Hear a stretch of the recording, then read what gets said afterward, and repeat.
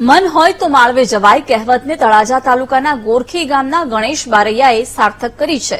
3 ફૂટની ઊંચાઈ ધરાવતું ગણેશ બારૈયા સુપ્રીમ કોર્ટ સુધી કાયદાકીય સંઘર્ષ કરીને તબીબ બન્યો છે। અનેક મુશ્કેલીઓ વેઠીને તેણે એમબીબીએસ બનવાનું માતાપિતાનું સ્વપ્ન સાકાર કર્યું છે।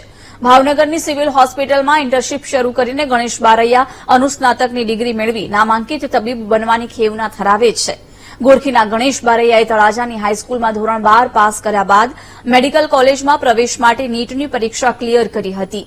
ઓછી ઊંચાઈના કારણે એમસીઆઈની કમિટીએ ઇમરજન્સી હેન્ડલ ન કરી શકું તેવા કારણ હેઠળ ગણેશ બારૈયાનું એડમિશન રિજેક્ટ કર્યું હતું। તેથી ગણેશ બારૈયાએ ગુજરાત હાઈકોર્ટમાં દાદ માંગી હતી। હાઈકોર્ટે ગણેશ બારૈયાની અરજી ફગાવી દેતા સુપ્રીમ કોર્ટમાં અરજી કરી હતી।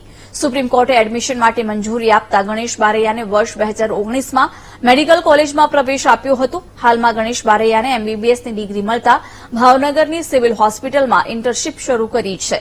વિશ્વમાં સૌથી ઓછી ઊંચાઈ ધરાવતા તબીબ બનવાનું બિરુદ ગણેશ બારૈયાએ પ્રાપ્ત કર્યું હોવાનો દાવો કરવામાં આવ્યો છે।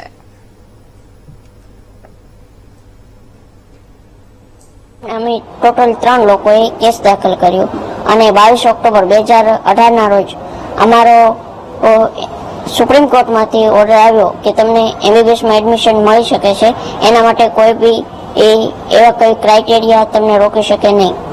પણ સમય એવો ત્યારે 6 મહિના જેવો 2018માં જતો રહ્યો હતો અને મેડિકલ એના એડમિશનની પ્રોસેસ પણ પૂરી થઈ ગઈ હતી।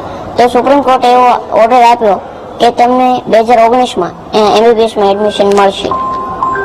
તો મેં 2019માં 1 ઓગસ્ટ 2019ના રોજ ગવર્મેન્ટ મેડિકલ કોલેજ ભાવનગરમાં એમબીબીએસમાં એડમિશન લીધું અને હાલ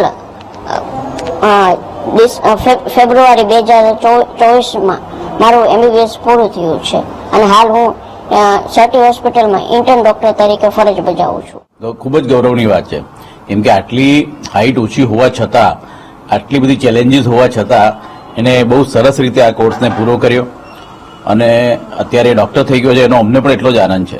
તકલીફ થોડી પડે, પણ અહીંયા એક તો આપણે લોકો એને જેટલું મદદ કરી શકીએ કે ભાઈ લેબમાં એને એ પ્રમાણેની બેઠક વ્યવસ્થા કરે, લેક્ચર હોલમાં એ પ્રમાણેની બેઠક વ્યવસ્થા, ડેમોન્સ્ટ્રેશનમાં એ પ્રમાણે બેઠક વ્યવસ્થા કરીએ, પરીક્ષામાં પણ એવી બેઠક વ્યવસ્થા કરી આપીએ।